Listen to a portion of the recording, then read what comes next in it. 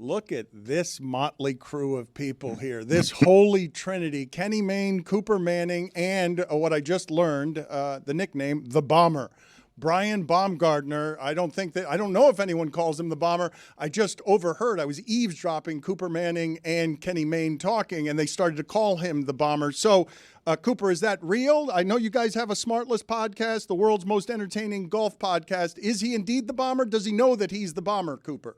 You know, it's funny. We had some celebs on so far. A lot of big shots, a lot of Hollywood A-listers, and they all call him the Bomber. And he never even told us that was his Hollywood code name. So now Kenny and I are trying to be cool, and maybe we'll get invited to a red carpet somewhere with the. Kenny, how the hell did you three get together? I'm sorry to interrupt you, Bomber. I'm sorry. No, there's no problem. It's your show, Dan, so don't worry about it. It might be because the first four letters of his name are bomb, like bomb, and then it's like hockey, you'd be Leber, they just add an ER and a Y. So and also he hits the shit out of the ball. He can play golf. Can we swear? It's tough to say. Listen, I don't know how we got together. I'm still very confused about that myself. But I, of course, knew Kenny Mayne, legend, ESPN, the best ESPN guy ever. And Coop, every time I started saying, like, yeah, these guys from Smartless, they want me to do this podcast with the Cooper Manning, and I would say it with a question mark at the end. Every single person universally was like, oh, he's the best Manning. There's no Manning better than Cooper Manning. And it turns out it's true. We met in Scotland. Our love was cemented there at the old course, and we're having a great time, Dan. Kenny, who put this together? Like, how did it come together? Explain it to me. Well, way back when Smartless guys came at me and asked, could I guest host the show that Rex Chapman was doing? We're basically making fun of the worst owners in sports, right? And I said, I'll do the Sonics one because the Starbucks guys sold our team and then screwed our city. But they wanted me to do the Knicks one. And I said, I can't because I have a deal with Caesars and they have a deal. Like, I'm staying out of that deal. It's not worth it. And I just, checked in with them sometime later. Like, hey, I thought we were going to take over the world. What the hell happened?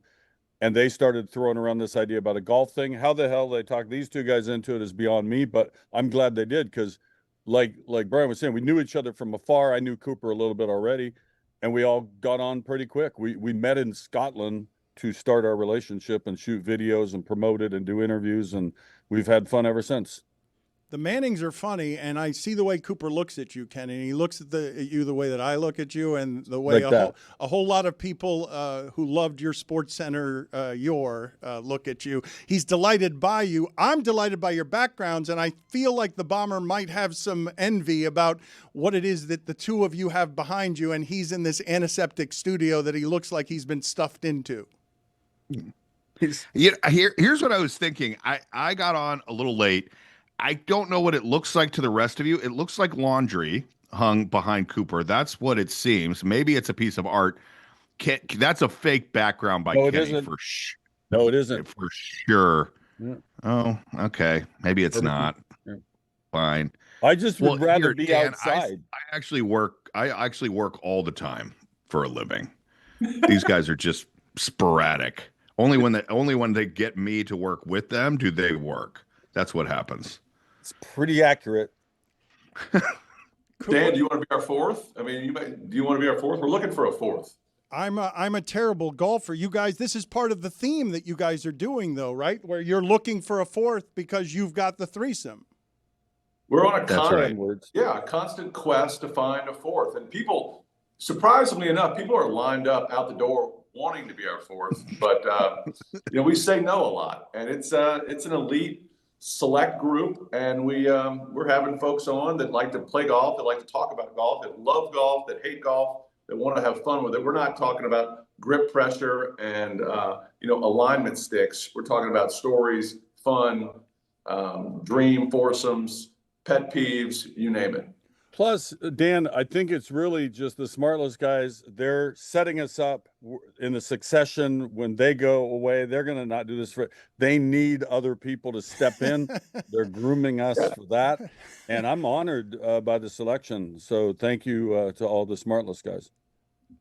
Cooper, the Mannings pride themselves on being funny. Which is the funniest of the Mannings? Who's the funniest of the Mannings? Well, Dan, you probably have to ask them. I think I would. Cooper. I like my odds in this one. I mean, I'm not. They're. Peyton and Eli have a great appreciation for humor. I think that's even more like they're not straight funny. They love humor. They love funny people, and they love being around just funny scenarios. And so it's been fun to at times ghostwrite for them on some deals and be a part of it. And we all like to make fun of ourselves, and I think that goes a long way in sleeping well at night. Brian, Cooper just said Cooper's the funniest, right? Yeah. Oh, did you mean of us three or No. the Mannings? The Manning. Oh, I'm so sorry. If you meant us three, then we can have some controversy here. But of the Mannings, I agree. Cooper is the funniest. Yes. But also the poorest by far. That was funny. That was funny. There's several commas that I don't include in my net worth statement that other boys might have. So, Yeah, but don't let him pull that. It's not as many zeros as one might think. Let me just say that. When you show up at the old course in Scotland and someone's like, "Oh, that's Cooper's hotel." I'm like, "What do you mean that's Cooper's hotel?" They're like, "Oh no, that's Cooper's hotel. We'll be going up there in this private patio later to watch people play on the old course." I'm like, "Oh, okay. Yeah, I get how it is." It's kind of like when you see Eli's Super Bowl trophy in my den. Like that's my Super Bowl trophy. Something like that. If you own half of a urinal in a hotel, you get to call it your hotel. Your hotel, yeah. Put it on the poll, Juju, at Le Batard Show. If you own half a urinal in a hotel, do you own the hotel? Cooper, you look and sound like your brothers. Very often people realize that upon seeing you or hearing you, correct? Sure. Yes, I am. It was funny. I was in Indianapolis 2 days ago, and I walked over. St. Elmo's is the great steakhouse, and they have another great spot called Harry and Izzy's. I said, I'm going to walk in here because Peyton's, a well-known figure in Indianapolis. And I walked in, sat at the bar, ate a cheeseburger, hung out at the bar, looked around, and not one single person recognized me. So, you never know. You have your days of anonymity and you have your days of people just trying to figure it out. So apparently they've either forgot about Peyton or don't care about me in Indy. I got either one of those going for me. We Need a Fourth is the name of the podcast. New episodes releasing every Monday on the SiriusXM app, the SiriusXM PGA Tour radio channel. Brian, can you just tell me why it is that you took this on as a project, given that you're working a ton? I think the last time we had you on, you were the biggest recipient of dollars in the history of Cameo the last time that we had you on. Why did you take on this project? I'll take your word for that, Dan. I love golf. I have grown to love these two, and I've been in this podcast game for I don't know, like 6 years or so, and doing some documentary style interviewing stuff, and for me, it was really about shifting to. It is about golf, but I think it is equally comedy. And I wanted to have some fun with it, with the guests that I was bringing on, and not be so not be looking for such in-depth conversation, but have a lot more fun. And these guys are great. The Smartless guys are great, and so far we've been having a great time with it. Kenny, I love your evolution. You're doing stand-up comedy now, right? I've done it a couple times. If you want to get behind it and get this show off the ground, let's talk on the side. I have your number. So I made a movie called Wiffle Ball, which you helped promote. Thank you. And then over the last Christmas holiday, I made up what I thought was funny, a 30-minute stand-up act to precede the 30-minute movie, and the whole thing being a show. I did it in New York and Las Vegas, and anyone out there, we're starting at Netflix. We'll go down to Freevee if you're listening. Whoever wants us, we would like this to be a show. Connor, you are looking at Kenny Mayne. Cooper. Excuse me. I'm sorry, Cooper. Were you in Indianapolis not recognizing me there? It sounded wrong coming out of my mouth. But Connor Manning. I'm laughing. There's another one? I'm laughing. We need a fifth. And there's Connor over there. Waiting. Will someone let me play with him? No, sorry, Connor. I'm laughing at the way that you look at Kenny every time he starts talking. You seem to be amused before he speaks. I am. And I think that's kind of the whole reason this little fiefdom works. Because Brian and I try to keep it relatively in the fairway with little nuggets of asinine behavior, but Kenny is in the rough, in the bunker, in someone else's bunker, eating someone else's ham and cheese sandwich out of their bag and drinking their beer, and I adore every minute of it. Yes, he is a delight to go to work with, and it's fun. I mean, these podcasts are great and all, but it's much more fun doing it with two guys that you really like being around, and I think that's kind of the way this whole podcast works. Is we're adding guests that we would want to play golf with anyway. I've been around long enough to not when you go, God, I'd love to have those 4 hours back. That's not fun. So we're getting the right guys who appreciate the love of the game, so to speak.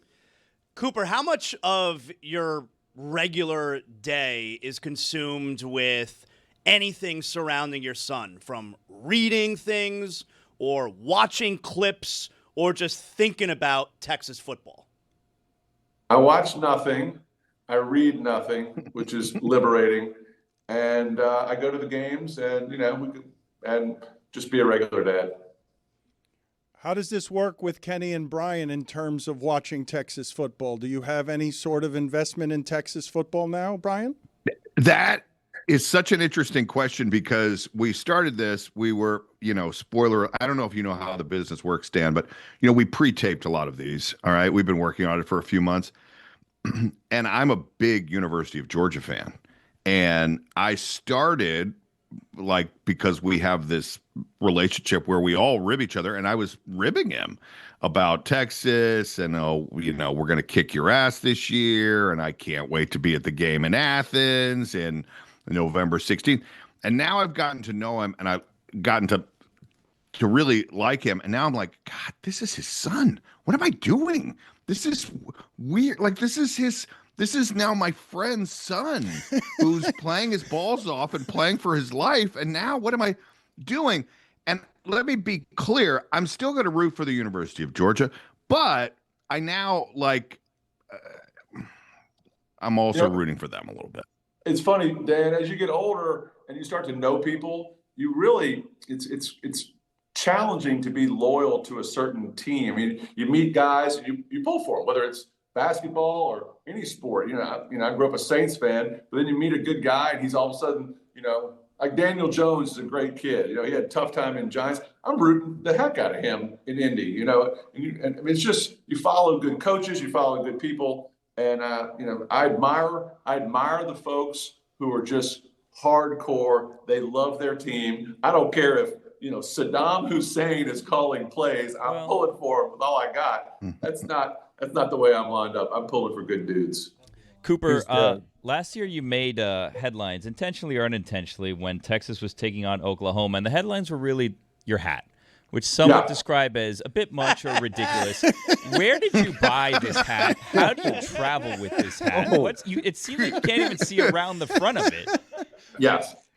If you've never been, the Texas OU Red River rivalry is an amazing event. It was. I've only been to 2 of them now, and it's essentially a state fair, a huge state fair, and there just happens to be a football game going on in the middle of it. I think some people are there eating cotton candy and riding rides and not realizing there's 100,000 people cheering in a stadium. But I was a little nervous, as always. I'd had 2 Bloody Marys, and I walked into the state fair and just wearing a normal baseball cap, and I saw the most obnoxious cowboy hat I'd ever seen. It looked like it should be serving guacamole in the middle of it. And I said, I'm wearing that today. And it was $23, and it was sunny, it was hot, and I was just it looks ridiculous. Being a jackass. Where is But it? see, here's the great thing about Kenny or about Cooper is that Connor. he would wear that. There were no comments about it. He's just sitting there wearing it. We show up, all right, he's like a big Austin guy now. I think I can say you're spending a little time in Austin now because of your son. And we show up to do a recording. He's wearing a full-on, like, snappy, bangly shirt with a respectable guest with no comment, no, like, we commented. apology. It looked like his commented. mom dressed him up. The Cub Scouts were having Western Pioneer Days or something, and little Coop.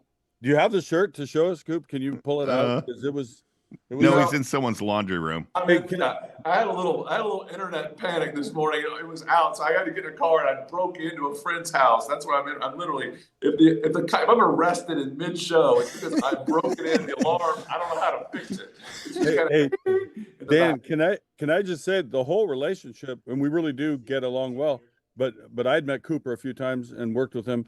Brian just from TV, and just immediately, we just start joking around. They like to give me. I'm the old guy. I have an unconventional game. I'm the Jameis Winston of golf, if you will. But our whole relationship almost spoiled because Brian is an addictive gambler and has to bet on the game. And so he sets up this game. I'm like a 20. I don't even have a real handicap. I took down Austin Reeves, that poor bastard. He's a great player, and I made him lose because of my inefficiency. I accept the blame. But they took money off me day one and day two. In our first meeting. We need a fourth. I'm going to be posting. I'm going to be posting this video. I don't care if anyone looks at my Instagram or not, but you're going to want to see it today. I've got this video. I'm posting it today of Kenny Mayne putting, and then Dan, you're going to understand exactly why Cooper looks at Kenny the way that he does. No. Some people think it's cheating. I'm a vessel of the history of golf, and I'm paying respect to the great late Sam Snead. I emulated his putting style as a youth, and here I am today still doing it. Kenny, you are a rudderless vessel, just combing waters that have never been swum in before.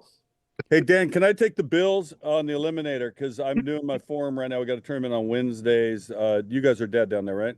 We Need a Fourth is the name of the podcast. New episodes releasing every Monday on the SiriusXM app. Full episodes on the Smartless Media channel on YouTube. We've got a game we're going to play for you, Real or Fake Podcast. I would have guessed this was a fake one. Kenny Mayne, Brian Baumgartner, and Cooper Manning, because why would those three people get together? But before we do that, Cooper, can you give me, in the Manning household, the greatest fight between the three brothers that is still talked about to this day in childhood or anywhere in life is what? Well, we lived in the Garden District in New Orleans, and it's kind of these old historic homes. Everything's old in New Orleans. But they would have these little old ladies that would tour the Garden District, and they would walk by. And so we'd be out there throwing football, and every now and then, when a big tour group would come by, we would stage a big fight and just start arguing, and then F-bombs, and then all of a sudden it's just hammering. And these little old ladies, instead of taking pictures of beautiful houses, are just taking pictures of three jackasses rolling around in the front yard, beating the hell out of each other. So it made for, I thought it elevated the trip. These people were from Europe, so I thought at least they got a little taste of something in New Orleans they might not forget. Chris Cody, let's hit the imaging and let's play our new game with Cooper, Kenny Mayne, and the Bomber. Listen up. Time to think fast. Is this a real or fake podcast? We'll give you 5 podcasts. You guys can collectively decide if that podcast is a real podcast or a fake podcast. First one up, Seahawks Stories with Jim Zorn. Kenny, we don't have an episode where he doesn't talk about Seattle. I'm saying fake, but you have to know. This one's on you, Kenny. I just saw Jim Zorn a month ago. I'm going to say yes. I think he was XFL coach. He's looking for something to do. Yeah, it's a thing. It's yes. Jim Zorn does indeed co-host a podcast called There you go. Seahawks Stories. There you go. He's doing a great job. We could very well call Kenny's part of We Need a Fourth Seattle Stories, and we wouldn't miss a beat. Yeah. Next one, Carpool with David, Derek, and Darren Carr. Yes, I believe that one. You think it's a yes? I mean, That's a no. That's a good title. I want to get behind that. If it's not real, let's make it real. was cesspool not an option? It is a fake I'm gonna podcast. But there is a Darren Carr. So they can conceivably make this one. Okay. Next one. Tom Brokaw. Now hear this. No. He's No. just fly fishing. He's done. He's not doing that. He may be done, but this is an active podcast, so you can still listen to. The RSS feed is still alive. Wow. He hasn't posted a new episode in several years, but it's real. Oh, that's come on. It existed. That's the better in the Bomber. Bomber would not pay that bet. No, I would not pay that bet. That's dead. Welcher. Next one up. Der Basketball with Detlef Schrempf. No. He's just golfing. He's another Seattle reference. Thanks. No, I don't think it's real. I think he would have told me. It is fake. Although Yes. he needs to get on I think Der we're Basketball. perfect. Yes. And last one. We missed one. Well, Kenny the can one's in sniff question. out a fake or a real, anything involving the state of Washington within seconds. Last one. Yeah. Hate to say it with Josh Duhamel. That's Brian's area. Hollywood. What do you got? It sounds so not real at all, but I'm going for the fake out. I'm going to say it's real. It is fake. Gentlemen, it was a pleasure. Look at Baumgartner throwing F-bombs. He's furious in that antiseptic Oh, coffin I know he that was- broadcast from. Hey, Dan, we Uh-oh. will change your game. It's like the Hank Haney one slice fix video. Come on our show. We'll get you out there. You'll be having a good time. These three guys are funny, and Cooper, I almost called him Connor again, is the funniest of the Mannings. We need a fourth. New episodes every Monday, SiriusXM app, and full episodes on the Smartless Media channel on YouTube. A pleasure, gentlemen. Thank you for making the time. We're trying. Thanks, Dan. Well, I just got in from doing the top 5 outside muggy, by the way. But you know what I just hit that made me feel so much better? A nice little liquid IV. Got the water, 16 ounces, poured it inside of the bottle. You look shook up, hydrated. Guzzled it down because it's delicious. And what this one had that others don't, because liquid IV has a lot of different things. This one had the L-theanine with the caffeine. Boosted me up. Yep, the caffeine. I am ready to go for this segment. And I am very excited. 2 different flavors, strawberry, kiwi, and blackberry lemonade. I had the blackberry lemonade one.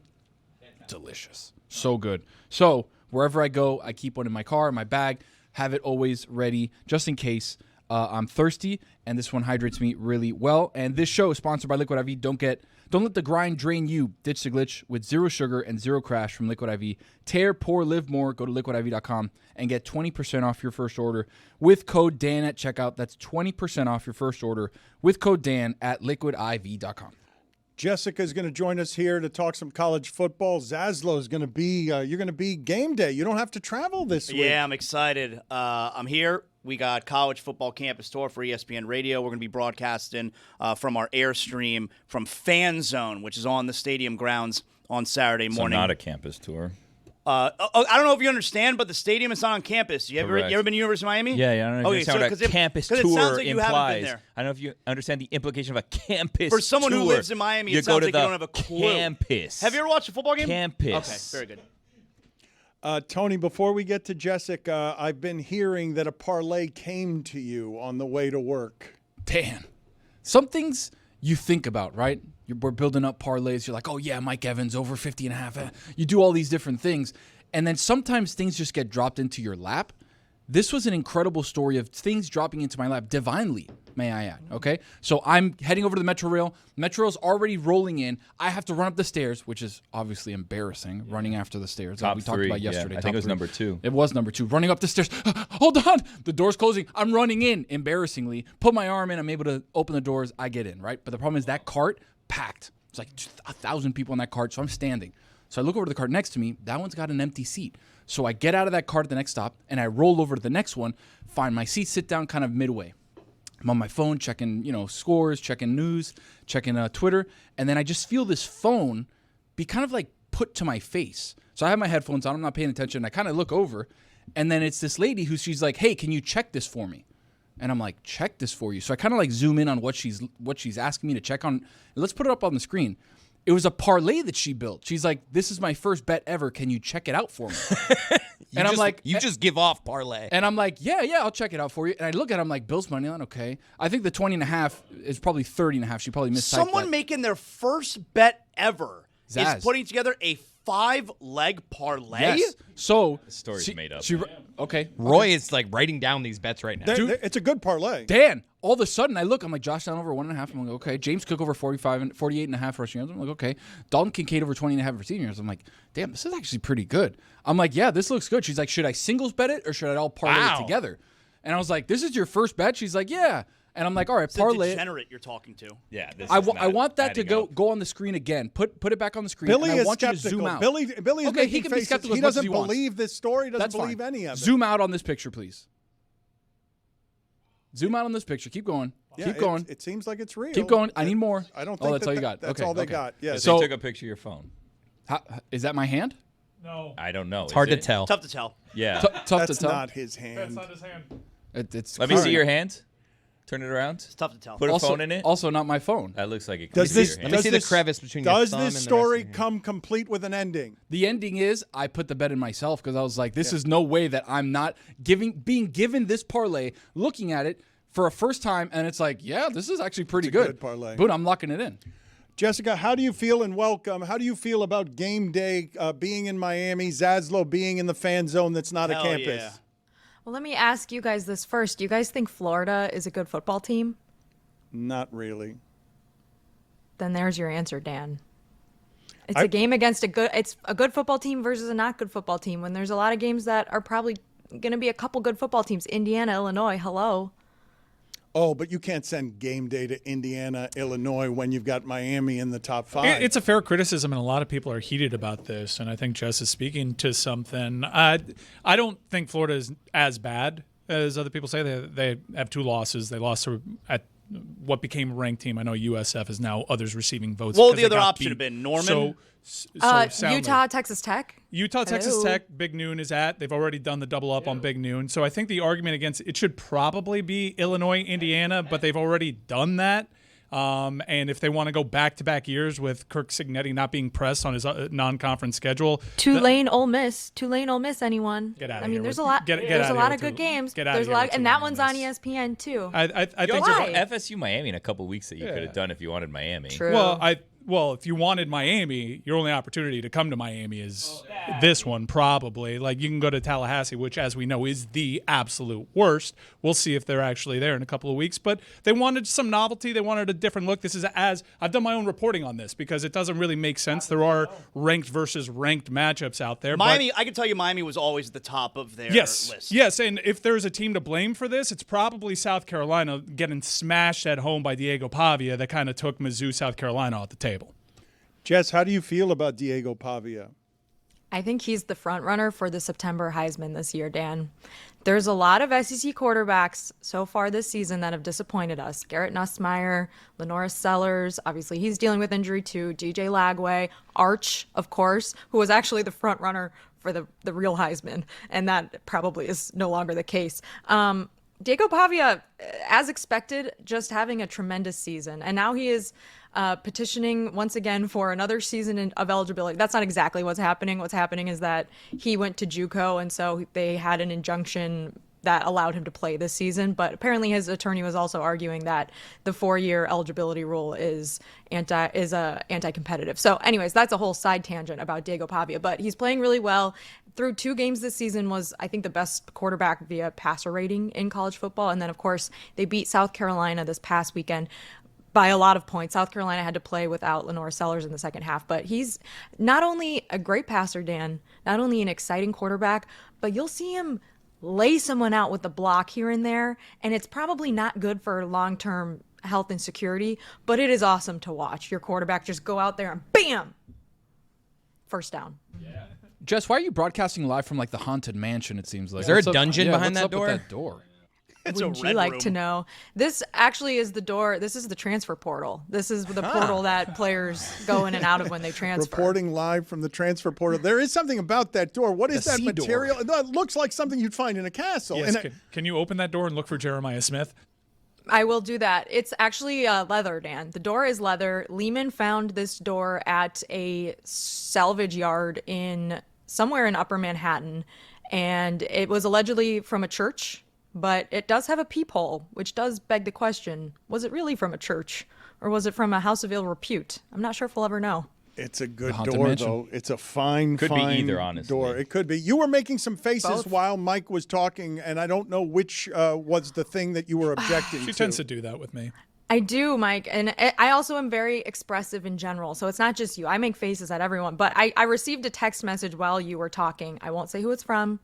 But it said death taxes and Mike Ryan trying to make the argument that the team UM is playing against is better than they actually are when they stink. So that was I received that text message. I reacted to that text message while you were talking because you said Florida's really not that bad. Cool. I happen to give Ethan or Taylor my best. Also, it was neither. Okay. It was neither. All right, give him my best. Give him my best. Look, you're a hating ass hater. I happen to agree. The whole thing is a hating ass hater vibe. I happen to agree with you. Florida's not that bad. I mean, it took LSU.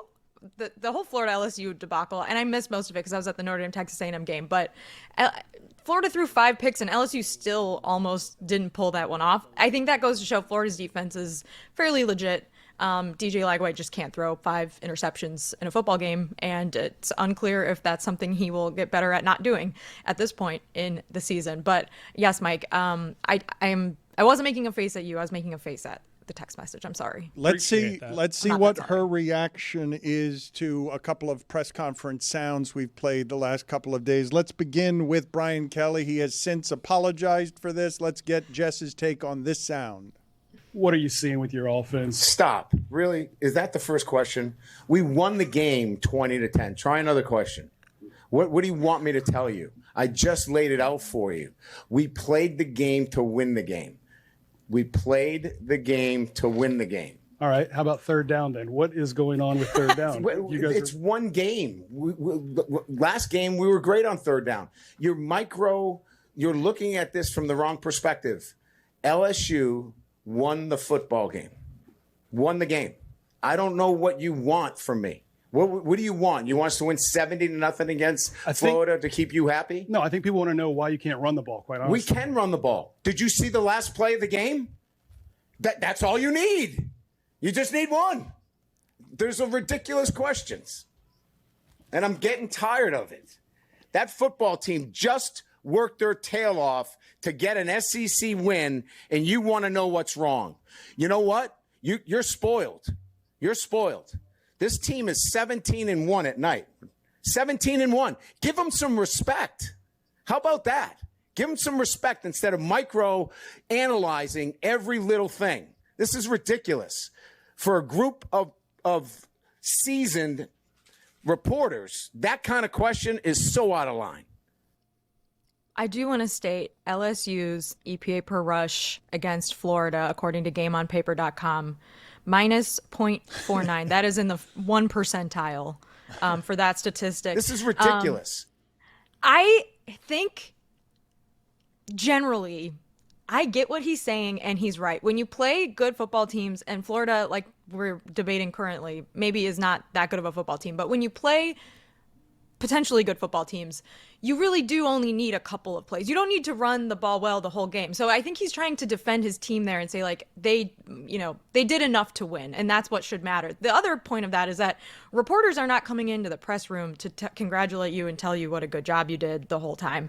So it's just bad messenger once again. Brian Kelly, just if he had said that in a chill way and it sounded like he was really trying to like defend his team for putting up a gutty performance and still winning despite struggling, then he doesn't have to apologize the next day. But instead he flies off the handle, and my take on all of this is that he needs to go back to yoga, because this was what he was like a lot of the time in the early years at Notre Dame, and then after 2016 he started doing yoga apparently, and he was a little bit chill after that. But I think like he's starting to regress back into, we saw him slam his fist on the table.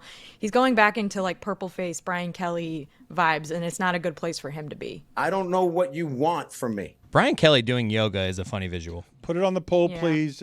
Does purple-faced Brian Kelly need to go back to yoga? Also, find for me, please, why or how people fly off the handle. I don't know. I know what that expression means. I don't know what the starting point on it is. I do want to analyze just the beginning of that. I understand that the back and forth became contentious. I don't think it's an unfair question to say, what are you seeing with your offense? Like, it's not even a negative question. It's such super broad The question. tone, though, is kind of like, I know you think this is going to be happy, but what are you seeing? Like, the tone was like... What are you seeing with your offense is pretty open-ended. It was also like the 3 follow-ups that is like, I want you to say something bad here. The idiom of flying off the handle originates from the literal danger of an axe head flying off its wooden handle when swung vigorously, a sudden and uncontrolled event that could cause severe injury. Doing it off the top of your head. Nice, Tony. You're good that way. Let's play the Dabo sound. Yes, Jessica, what were you going to say? I was just going to think of another person we could blame for this. Like, I don't know which reporter this was, but maybe the SID for LSU needs to pick someone that they know is going to ask a cupcake to start out next time so that they can start out with like, oh, what a good job you did. You won, yay. And then get to, so by the way, you guys stink at third down, right? And maybe he would have been buttered up by then. But anyways, if we're going to blame anyone, it's Brian Kelly, of course. Let's get the Dabo sound and play that for Jessica, please. If they want me gone, if they tired of winning, they can send me on their way because that's all we've done is win. So if they tired of winning, we've won this league 8 out of the last 10 years. Is that not good? I'm just asking. Is that good? I don't know if that's good or not. To win your league 8 out of 10 years, to go to the playoffs 7 out of 10 years, to be in 4 national championships, win it twice. Yeah, we're a little down right now. Take your shots, but I got a long memory in case y'all don't know. We'll be all right. We'll bounce back. This is a program built to last. Always has been. Always will be. And I would just say if you give up on us if you don't believe in us because we've lost 2 games down to the last straight and you didn't believe in us anyway, so it don't matter. You wasn't all in anyway. If you're all in, you burn the ships, man. There ain't no exit strategy. Like, you're freaking all in. And hey, listen, I mean, if Clemson's tired of winning, they send me on my way, but I'm gonna go somewhere else and coach. I ain't going to the beach. Hell, I'm 55. I got a long way to go. Y'all gonna have to deal with me for a while. I got a long way to go. I'm just getting going. I'm just now good enough to be a head coach. This is only like a few minutes of what was just like a long rant of him saying basically like, what the hell, guys? Haven't I done enough for you? And it's another situation where it's like, I get what he's saying. He's got a point. Jess, everything all right? Coming to get you to that door. Ambulances. I live in New York now, guys. Up. And people are getting frustrated with him because now it's been several years of the same story. It's like, all right, we're struggling. We're going to make a change here. We're going to do this here. We're going to do that there. And I think Clemson fans felt like this year was finally coming together, right? Like they have the they made the big defensive coordinator hire. It's the second year with their new offensive coordinator and Cade Klubnik. It was better last year and maybe he'll get even better now, but that just hasn't been the case so far. And it's kind of one of those things where it's like Dabo's got a point, but I don't think he's the right messenger for this. Won this league 8 out of the last 10 years. Is that not good? I'm just asking. Is that good? Do you think he knows, or is he like just saying that? I think he knows. Well, but how about this, though? Hasn't had an AP top 10 finish in the past 4 seasons and has lost 3 games each of the past 4 seasons. We've talked about the resume from 2015 to 2020, played in 4 national title games and won 2 of them. But the last, that's not disputable. Yeah, but in that the last season, they lost 3 games and they won an ACC and they made it to the college football playoff. They looked all right in losing to Texas. He has a point. This guy was an interim head coach when he took over a program that was Clemsoning all the time and disappointing. He's bought the right for people to, believe him. They were saying this last year about Clemson, and he made it to the CFP. Is that good? Can I give you guys like a little Team A versus Team B comparison I saw on social media from Connor O'Gara? Yes, you nailed that. That's apostrophe, Chris, not like Franco Harris. I don't know that fool. So Team A, 10-6 overall, 7-5 versus power conference teams, 3-0 versus the ACC, 4-5 versus the SEC, 2 wins versus AP top 25. Would you say, or top 15? Sorry, would you say that's a good team? Like 10-6 overall, 2 wins versus AP top 15. Yeah, that's it's a pretty good team. That's a solid team. Yeah, it's a tough schedule. Team B, 11-6 overall, 8-6 versus power conference teams, 8-2 versus the ACC, 0-4 versus the SEC, 1 win versus AP top 15. What would you say about that, Mike? Disappointing team. Team A is Vanderbilt and Team B is Clemson. That's some good. she just did right there. That's some good maneuvering, some good chess piece maneuvering she did there. Like that was like a deposition. I think one team under their head coach is just scared my dog. 7-1 against ranked teams, and their only loss was like 6 overtimes to Georgia, and that is of course Georgia Tech. Last year, SMU and Indiana showed us you can exist in these big mega conferences and avoid playing a super hard schedule. And it seems as though Georgia Tech has its toughest conference game behind them. Cal, it opens up really nicely for them. They have a very easy conference schedule, and I know you like Cal from. I love Cal from their Twitter presence. Let me talk about Cal for a second, Mike. This is like very navel gazing, but I have been interviewed by several California-based media outlets about the Calgorithm over the past 4 months. They're not letting this thing go, and I love that for them. And they have a great quarterback, and they are 3-0 right now. But as all of the Cal fans on my Calgorithm have pointed out, this Cal team will disappoint you in new and surprising ways all the time. So while it looks like maybe it's all right in front of them, let's hold our horses for a little bit. Dan, do you want to know the origin of that? Tony, look it up. I do want to also mention Buzz.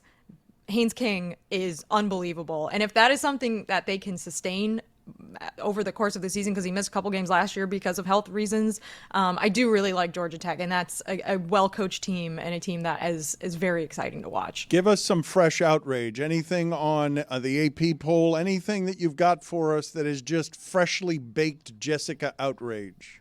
I will give you something, Dan. This has been a trend that I've seen pick up steam this season. I know there's a very popular college football podcast that sort of does this on their show. And I think that, well, we'll get into it. So I have noticed more and more that I have seen people on social media especially go after individual AP poll voters and not just be like, wow, your ballot sucks, did you forget that this game happened? But like literally go on witch hunts and like attack these people. And it's gotten very personal. And I think that probably should stop. Like, I think it's one thing to be like, this ballot sucks, do better. And I think it's another thing to just go way over the top and like go on these witch hunting campaigns against AP poll voters. Because guys, guess what?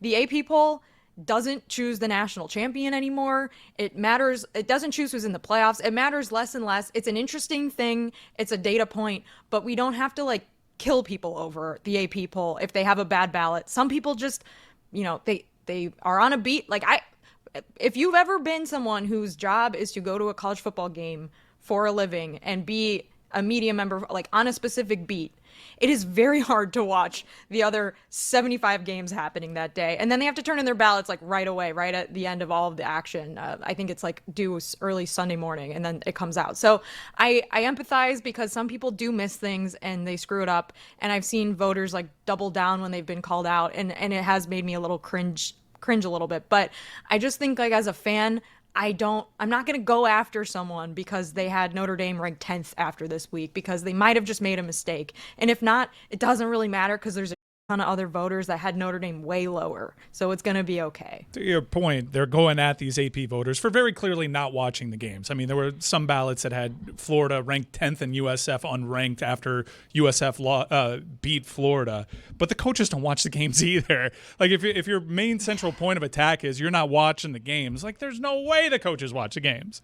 I'm just saying, like, I think it's fine to be like, hey, your ballot stinks. Like, what's up with your ballot? But it's another thing to be like, you're a effing loser and you should lose your job and you should be ashamed of your, like, I'm seeing crazy, it's social media. So obviously there's extremes of people like going after AP poll voters, but like, it's such a crazy thing to waste your time freaking out about, in my opinion. And I've seen all of the reaction about Notre Dame being ranked after losing the first 2 games of the season. And the crazy thing is Dan, do you remember who was ranked 24th last year after week 3? No, obviously. Of course you don't, because it doesn't matter. It doesn't matter, guys. It really doesn't matter right now. I do think the media needs to cover a little more, though, if we're killing AP voters and doing literal witch hunts. It's not something I've seen reported anywhere. Just for the record, to counterbalance, it seemed to have mattered when it came to where game day selected.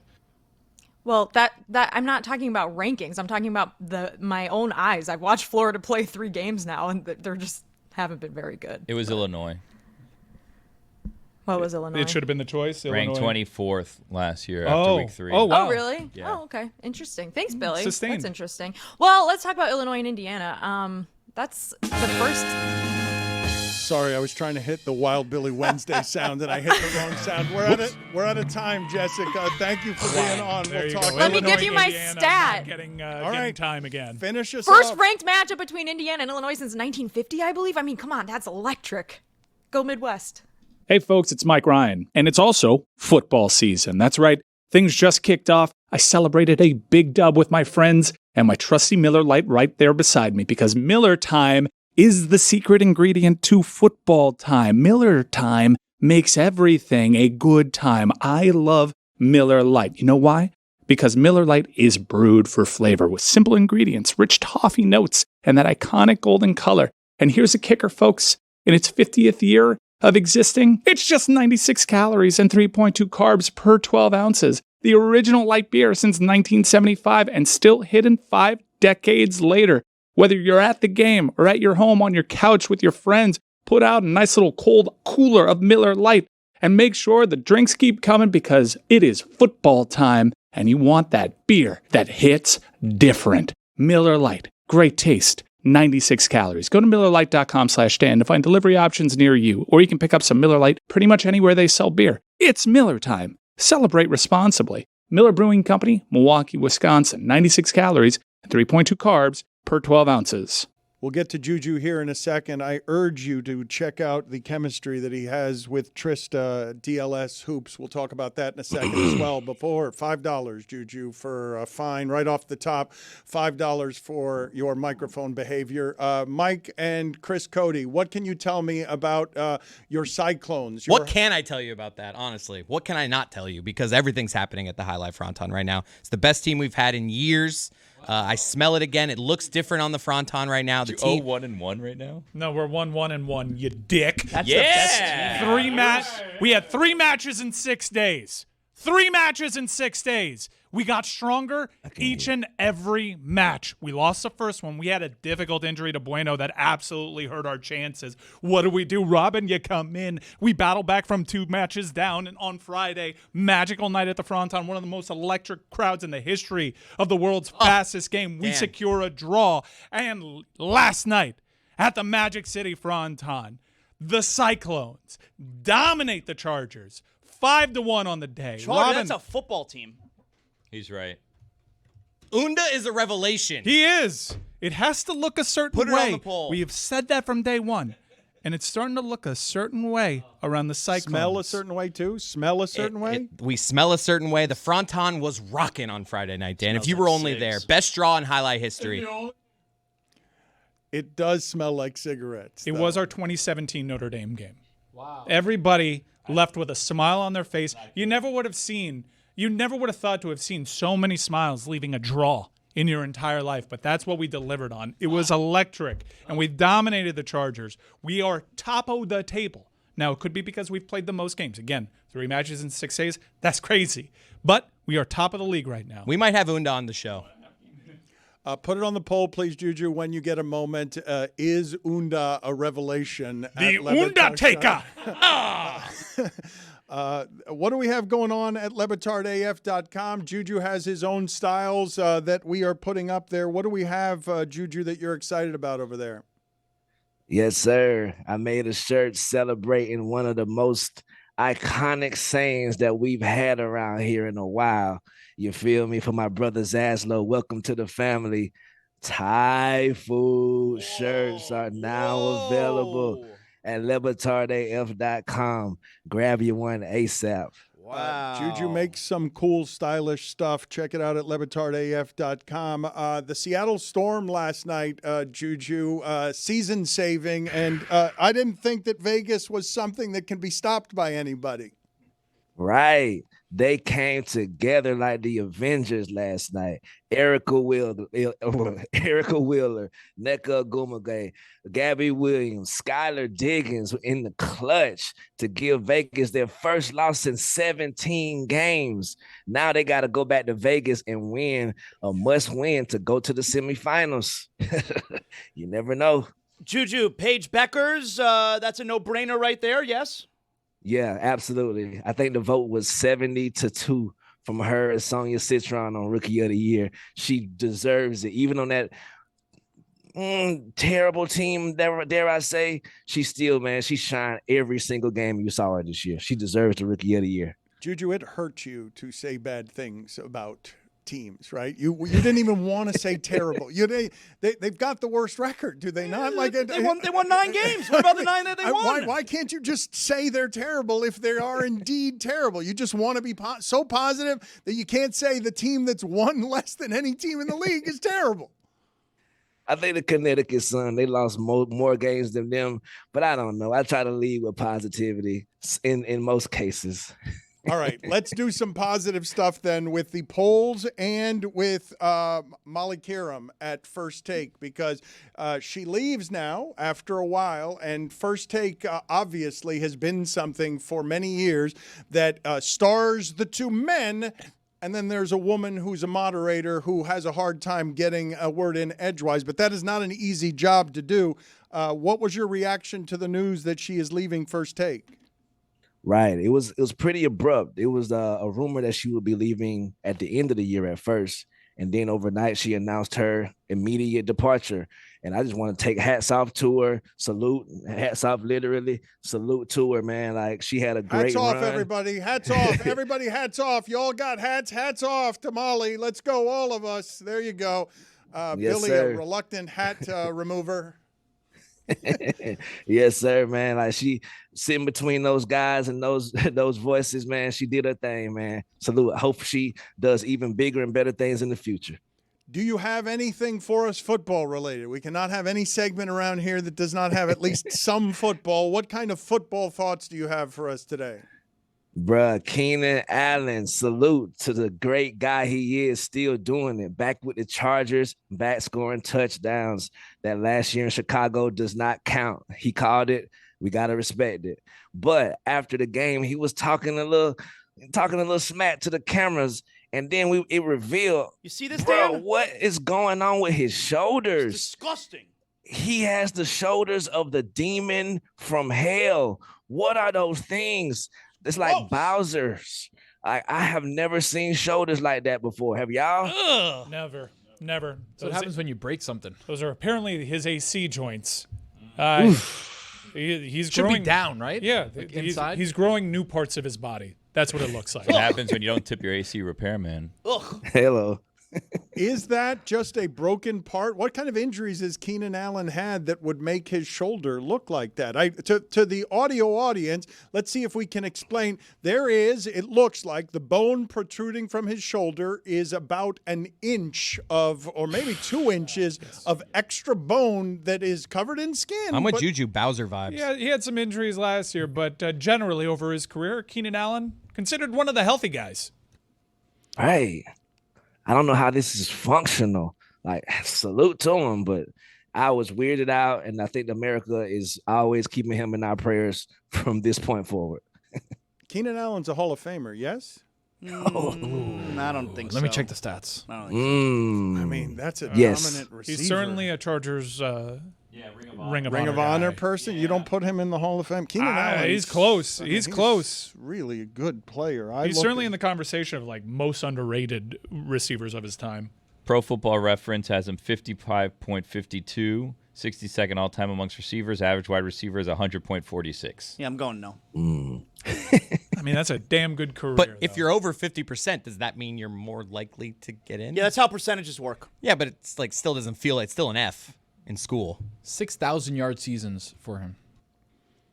I mean, it's not Mike Evans. No double-digit touchdown seasons either. Yeah, that's going to hurt him as well. Let's talk a little about DLS Hoops here and what it is that you're doing, because if people have not seen what Juju and Trista are doing, they're doing something that has a lot of chemistry in it, and they're covering especially the WNBA more than and better than most people are.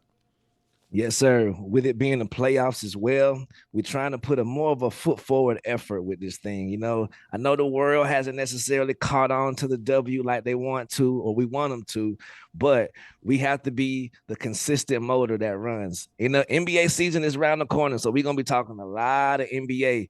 But right now, these ladies have the front of our attention right now. And me and Trista, big fans of the W. If you want to be a little bit more knowledgeable of the W, come check us out and we'll give you the knowledge without making you feel bad. You feel me? At DLS Hoops. Let's go ahead and update some polls. I don't know if we have any from yesterday. Are you doing yesterday and today or just today? Yes, sir. Yesterday and today. Is Jim Harbaugh already an all-time great coach? Yes. 57% of the audience says yes, he is. Way to go, Zaz. Does Canelo Alvarez look like Blake Griffin's short cousin from Mexico? 92% of the audience says yes, he does. Wow. I don't think Blake Griffin is Mexican. Also, damn, why are you texting Nick right that? Don't text Nick right that. When Pablo is having some success, don't instantly text Nick right. I feel like that was a party foul on your behalf. Most condescending, buddy, brother, or buster. 56% of the audience says buddy. Most condescending. Ooh, buddy more than Buster. Yeah. That was Billy, you came out hot today. That was 20 minutes in. You were hitting people with brothers, buddies, and busters. Yeah. More likely to be done in 25 years. The downtown Miami Bridge or South Florida. 82% of the audience says South Florida. 82% of the audience doesn't live here. So stay out of it. Is it too early to call Brandon Aubrey the best kicker of all time? 59% of the audience says yes, it is. Close. Close. Do most hotels use the number 13 for the 13th floor? 75% of the audience says no, they do not. And the last poll, if you own a urinal in a hotel, can you tell people that you own that hotel? 51% of the audience says yes, you can, and those are your polls. Connor Manning was great on the show today.